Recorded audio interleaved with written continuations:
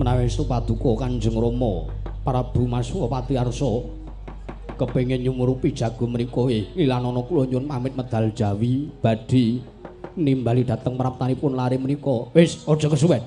Seta Marata Daki larapno bocah kuwi prapta mrene. Aku tak ngerti sepira dedeg piadege kene.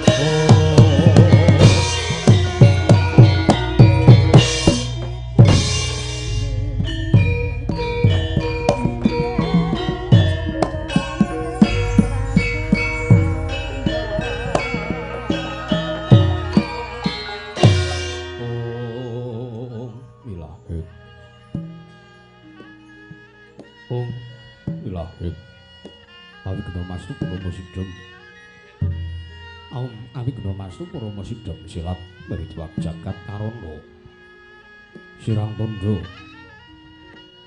kawisesaning bisana sana sinambung nanging mlebes temaksa standun lambai budhe jinandra tutur katyalata tulut-tulat mereh labeting parabja Wini Sudang upama parameng Neskara Karangada tinggi ing jaman Purwa. Mangga tekapusana haning gebita taun renggeng lambang matumpa-tumpa. Marma panggung Sang Roheng Kata sing gebyar dumadining wayang Purwa. Perwakaning kondo inarik runtuting basa dongeng kina ngemusu rasa yen linarasaya karaos. Mula jaru angrasa wani uruhing diri rasa rumong sangrup mangsati lir jalma ngilo kaca jarweh wis rinakocak ing carita becik wis kagelar ing madaning makiran yaiku jatraming sane pagelaran inggih Purwa Surya Candra Daru yang Kartika Wisnu dhateng ngawusa sari kang ora tringi drebawana ora teking duk sinegari kepandhi teman dadi pitanganing dina sasi warsi Windu kang sarta abad Tetungkulan tangkartu mangkartu sinrambun toya jawa patung kerbiat dadu padang kutu tuwalang atoga burung yang burutu dadu bulan antan bawa jalan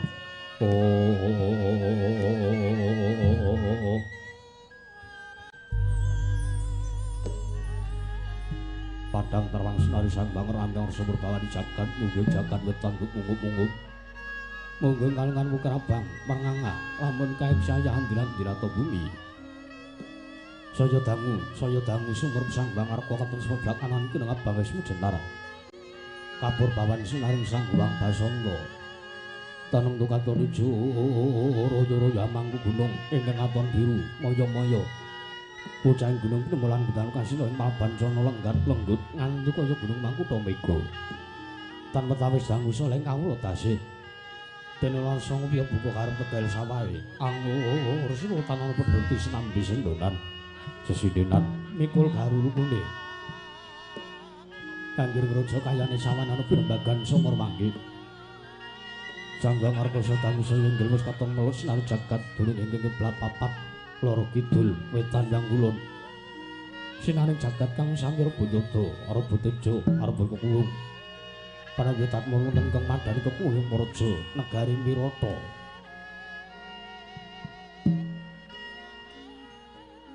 Apan cara papan kondo syarat ring mangke negari Wirata dumadi saking pulo-pulo bebanjaran sinasapan daya benawi trampi ombang samudra binang langut kentan pepagut pekating mangal kapantuk uruting Cakrawala maneh-maneh cakring wisik sawane tebing jurang corong kinepung gua serong kinarya sesuing peksi lawet yang sarang burung wonten kipas siseran tarsasana jembar kebeganing pasir gumlaring garis pinggir tanem tuhang rembuyung royo-royo karang kitri rewe-rewe ron kelompo bumi subur pasiten mawur sabengatin andur tangkar tumangkar kawuryan dadi gunung-gunung bebanjengan hangrangsang langit lenggak-lengguk lampahe toya kang mijili saking sendang mlingkir tandhit iline kang pinara-para playine kang tinampi wadhuk bendung-bendung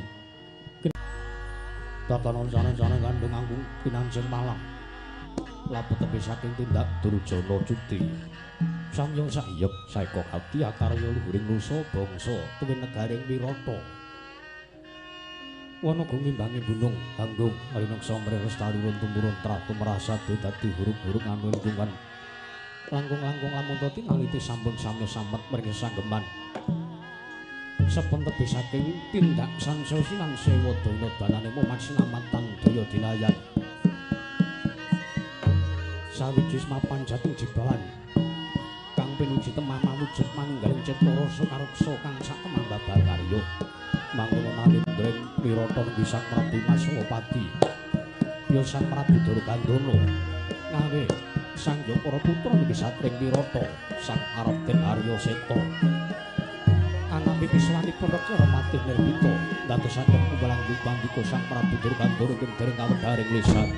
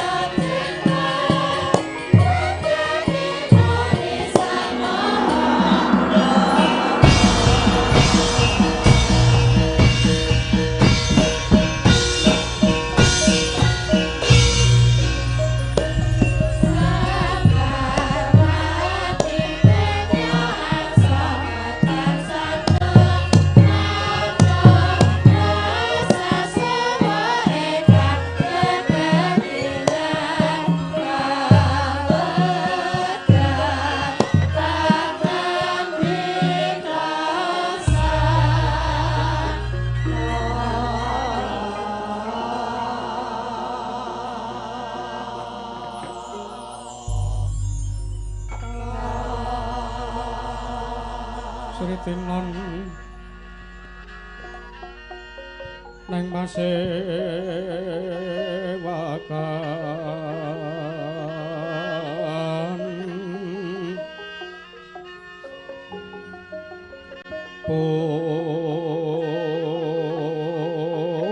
pusana maneka warna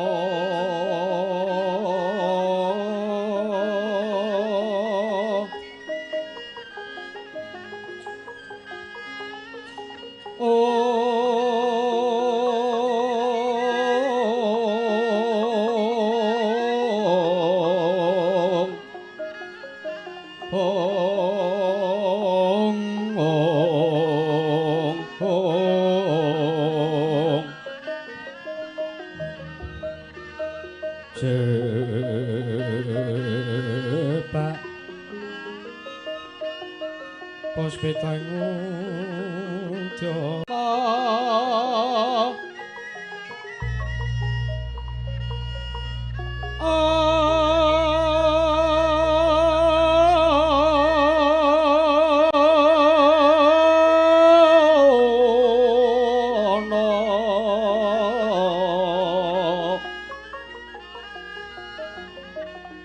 Obro Prabanyo kang su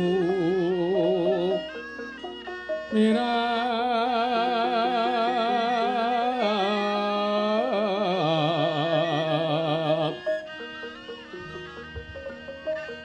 kenyaring tejo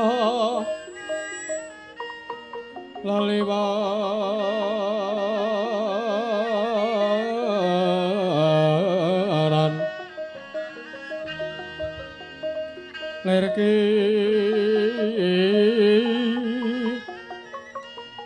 sisireng ate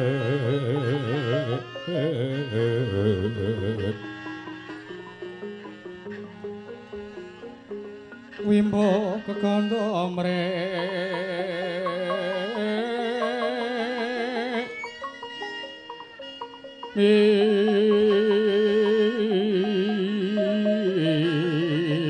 ingeng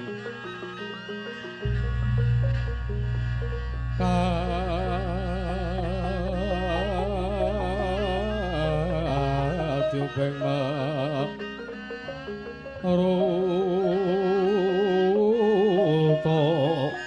mandu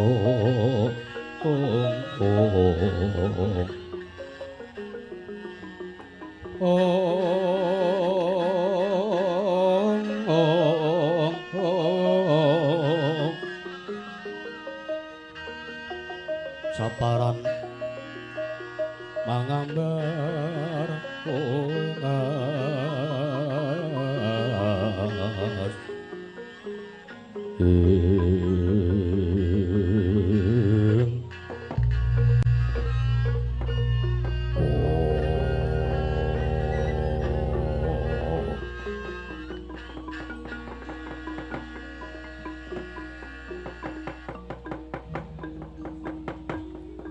ratune ratu utama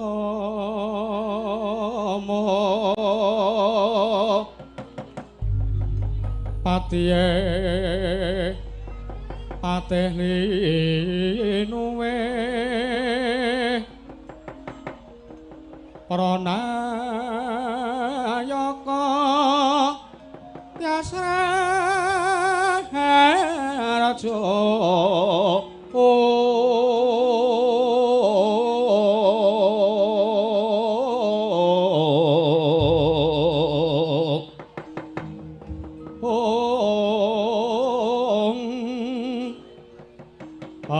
anagare becik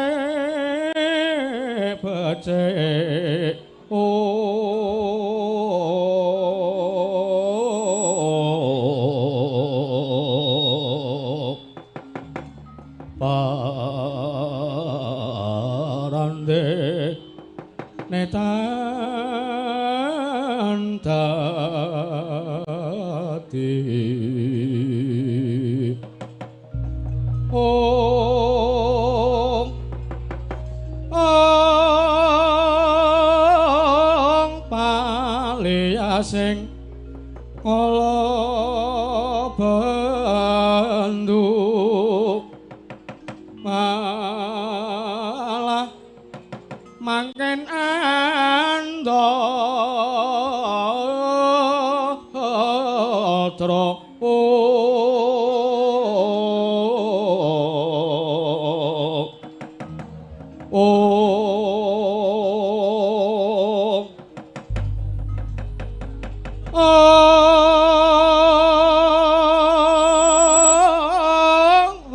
beda kang ribeti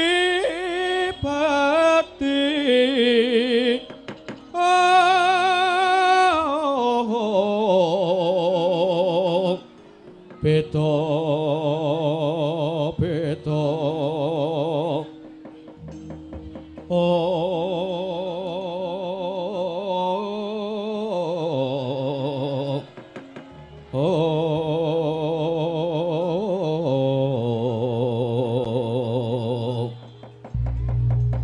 ardane wong sanagara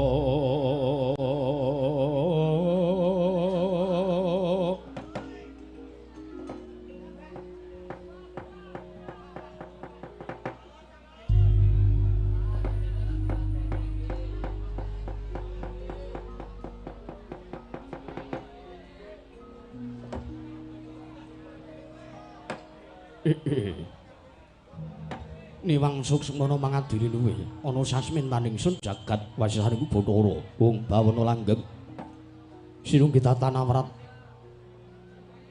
ora mengko dhisik to nggih anakku nggih majaku cah bagus anakku bocah mursid bisa mikul dhuwur mendem jero marang asmane wong tuwa aja mung kandhek ning mangucap nanging kababaro dadi pakarti anakku Seta Atmajaku Seta maramane sira tak pijana ngarsaning pun Rama ing Wirata nggih Atmajaku padha kandhir harja sak pratamu nggih anakku Seta baunutna ninggi diwaji sembahan kula pengayoman kula wonten ing Madyapada parab tenggelahan nun mangke Rama Prabu marang paduka miji dhateng wiswanipun ingkang putra pun Seta sawanipun kang putra pun Seta mboten manggalangan setunggal punapa marang kula ngaturaken sembah sungkem pangabekti kula kunjuk sandhaping pepodo paduka Kanjeng Rama Dewaji Kanjeng Rama Prabu Durgandana inggih Kanjeng Rama Prabu Maswapati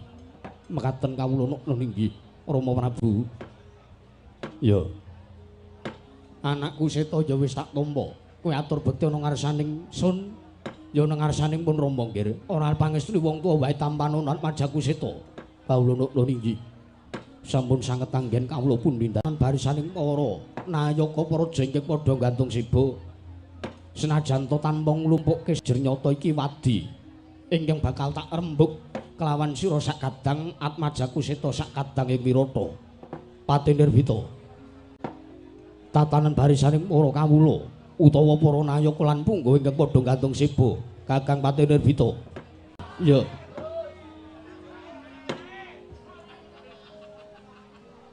supaya padha sidhem permanem luwih sithik.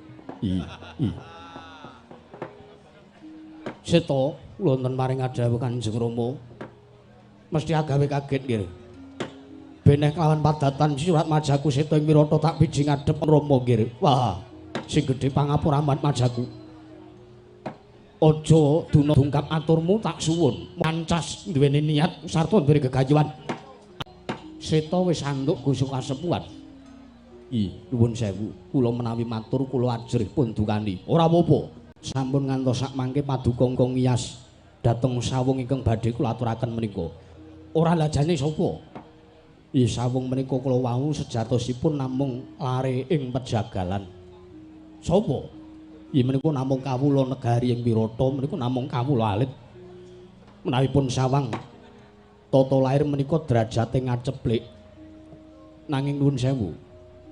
Menawi niti pringsa lan menawi nyumurupi dhateng kridhanipun lare menika sabendinanipun ingkang pedamelanipun njagal kebo tuwin sapi kula kinten sakmangke badhe keduga saged ngawonaken menawi mboten saged ngawonaken tartemtu imbang kadigdayanipun kelawan Paman Rajamala. Sapa? Aku tak weruh. Nggih, Seta Timbalana nggih. Sigra-sigra yen permana kanca sikra ngrakit nawang sesangga nawang sesangga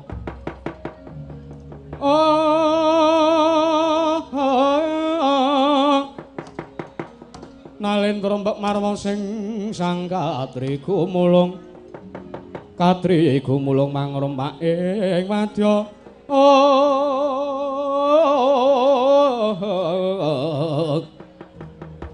Kordo kurore kagiri giri ro nanggono magamya gelari ro wang wang oh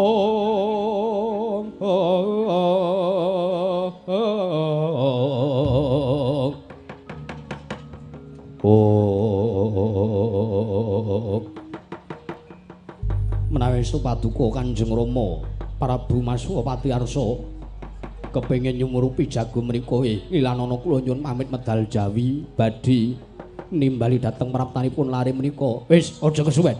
Seta ngrata daki larapno bocah kuwi prapta mrene. Aku tak ngerti sepira dedeg piadege kene.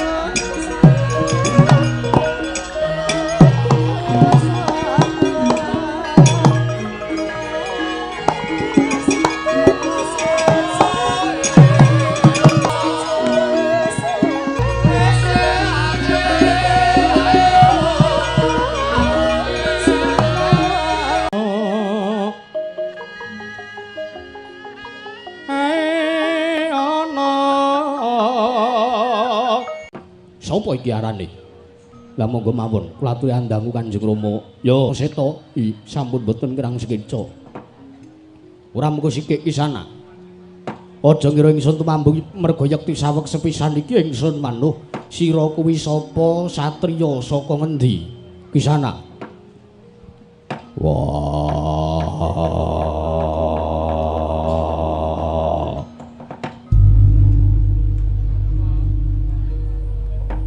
Prabu Maswapati ya. Aja kaget yen to kowe nimbali aku. Aku ora tata krama, aku ora basa, aku ora duwe subasita marang sira. Lho. Seta, kula wonten dawuh. Iki piye to iki? Pripun kados pundi? Iki jago ingkang tak kira, ingkang tak gadang-gadang, ingkang bakal njurung marang kawibawaning sun. Lah kok karo aku wae ora basa. Waduh Rama Prabu nyuwun sewu, kula kesupen matur. Iye. Lare menika nuwun sewu. Dipun temu wonten madyaning wana. Wonten sak nginggiring Kali Ciliwung menika. Nalikanipun yuswa gangsal 11 taun pramila lare menika mboten saged basa. Oh ngono. Nggih, nggih. Kokot bolote akeh banget. Ya nggih. Menika awit kenging dayaning sampah-sampah wonten ing lepen Ciliwung menika dados nggih mekaten menika wujudipun. Piyambakipun mboten tau tate, mboten purun kok kenadus ngoten mboten purun. Ning mbok menawi kadigdayanipun saged pun cobi Rama Prabu. Yo, nak sawangi sike. Iya. Jeneng aku Kumalungkung. Nanging kabeh iwak kebu, iwak sapi iki mau ora bakal bisa katur, ora bakal bisa dipisungsungake dengan negara Wirata yen to tanpa pambiyantuning Jagal Bilawa. Oh, alah. Lho. Aku ki ratu guyu kok kon meneng. Ngrebeki kuping. Wis gak perune apa nimbali aku. Kowe Jagal Bilawa, dasar kepara nyata. Mergo aku ditemu karo wong tuaku Bapa Jagal Melakas. Biyen aku rung duwe jeneng, gandeng ditemu karo bapa Jagal Melakas, aku diparingi jeneng Jagal Bilowo. Yo, yo Balowo yo. Lah saiki ngene. Iye, Prabu Maswapati. Mesti wae tuwa tandha pitakon sak jroning atimu apa to perlune lan apa wigatine aku nimbali marang sowanmu. Yo, para paringa dawuh. Kowe mesti wis nampa atur saka ngersaning anakku Seta. Yo, aku wis ngerti. Aku wis nampa dawuh saka anakmu sing jenenge Seta. Yo bule iki. Yo, apa dawuhe? Dawuhe aku kenen maju munggah ning blabar kawat kendeng waja janget cilencak. Gelut karo sing jenenge Raja Mala. Kuwi sapa? Lho, aja ngawur Balawa, Raja Mala kuwi adikku. Wah. Nadyan kuwi adimu nanging aku nampa atur suwanap atmajamu Seta. Yen Raja Mala kuwi wonge arep njungkeng marang kawibawanmu, ya apa ora? Ya pancen bener ngono. Lah saiki aku nampa dawuh. Aku kenen ngalahke marang Raja Mala. Kowe sago apa ora? Sadurunge aku matur sago nang kersamu. Luwih dhisik aku arep nyucuh karo kowe, aku arep nutuh karo kowe. Luputku apa? Kowe ora duwe luput, ora duwe kleru. Ning kowe duwe dosa sing gedhe karo kawulamu. Lho. Seta iki piye? Mboten pripun-pripun mengke riyen nek jan ngayal ngaten iki bocah niku. Jagal Bilowo niku ngayal ngaten iki.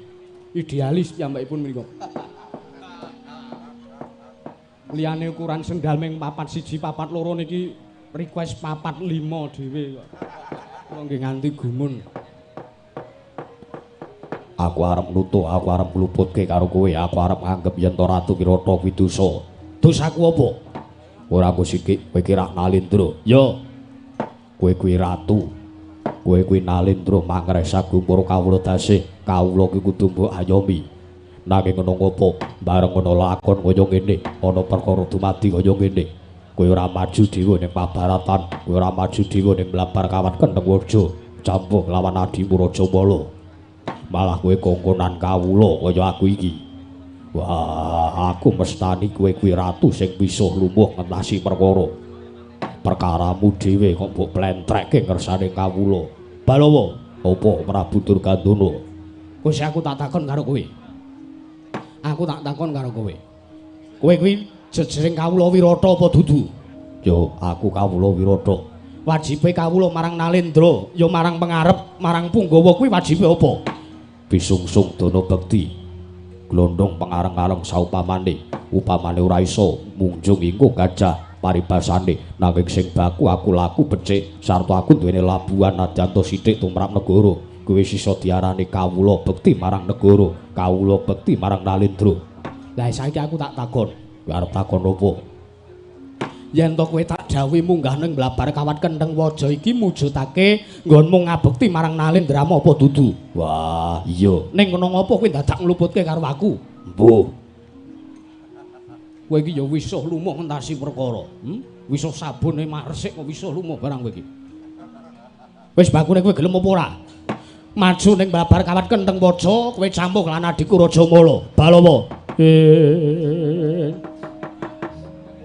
Papan sinengkang bali sandang balikat kudheke wok simbar aja wah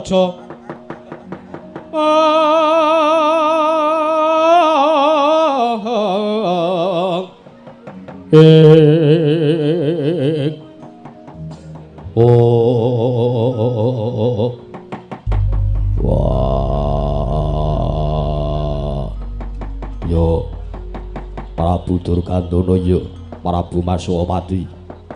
Aku sayekti ambung arep nyoba arep nodhi marang kaprawiranmu nggen wadeng Nalendra. Nyatane kowe duwe atek-atek sing pengkuh. Ya senajan to kowe iki wis keladuk, ya suwamu mula kowe dawuh karo aku sing luwih enom, luwih sentosa, luwih digdaya, ya aku saguh. Sawangen ora nganti 3 dina Raja Mala mati saka tanganing Balawa. Wah. Tuman kowe iki ora. Yo. Wah, bombong kang tanpa upama Seta wonten dawuh. Wah. Kowe kok duwe sarta kowe nemu jago ingkang sembada. Lah menika namung kula menika janjane namung ngasah kemawon. Kula namung ngabiyak jago. Endi nek wong keker kula goleki. Saderenge kula nemu niki kula ngerti wong kekerning Mbah. Aku mbok njaluk marang kowe. Sepisan para wah, sago balo. Wah, mergo kowe iki Nalendra, omonganmu gunemamu iki mau sekseni jagat saisine. Sabda Brahmana Raja seksenana ngepasi dina Selasa kliwat aku bakal munggah ning Blabar Kawat.